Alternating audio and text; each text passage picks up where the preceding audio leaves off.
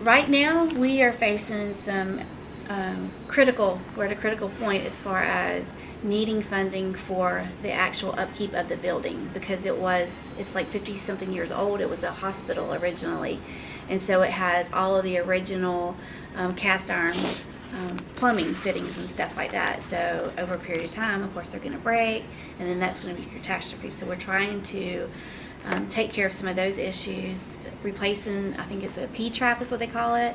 It's going to be like $13,000 because they're going to have to dig, and that's just to unearth it, to replace it. That's not to fix it because you're going to have to actually take up, drill up the ground type of thing. So that was just a quote, a couple of years back that there was going to be at least $13,000 just to take care of that issue. And we have the actual radiators in the room, the heating and cooling, that are original to the facility.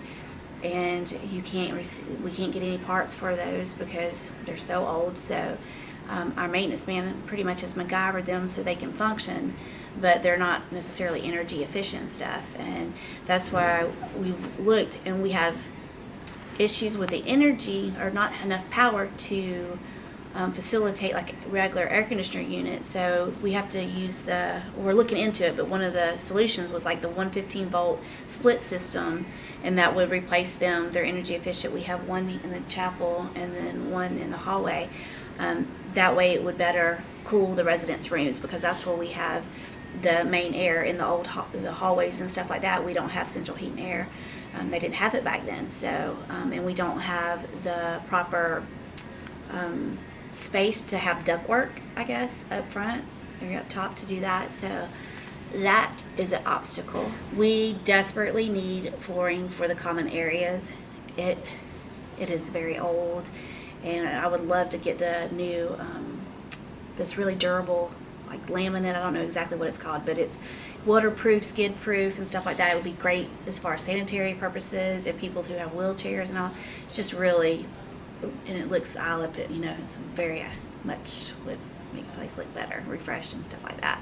So we're doing it little by little as we have funds. We've redone the TV room. We put the plank, the wood plank stuff, the walls up there, and that people really enjoyed that. We've had several organizations that's come in and bought commercial machines and washing machines for us, dryers and stuff, and that has been a huge blessing. But we're always in need of laundry pods. We estimate that we do around like 5,000 loads of laundry a month, and that's a lot. We have 4 sets of machines. We're open, every day of the year, and so we only do their clothing. We do the bedding and then incontinence and stuff like that. So we go through quite a bit. Some of our residents don't have any family.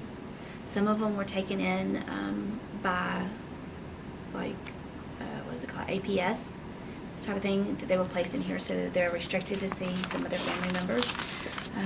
So I mean, as soon as you drive in the parking lot and they spy, somebody that isn't familiar, it's like you're going to get greeted probably about how many, and then they're going to ask you, who you're looking for. So they really need and enjoy visitors coming in, even if it's just to quick hello or just to sit down and listen to them. Come play bingo with them. They enjoy that. Like I said, some of them don't have any, and I know that PLU last year, their first grade class did a program, and they did birthday cards, and they would bring them over and hand them out, and that was a huge blessing to our residents.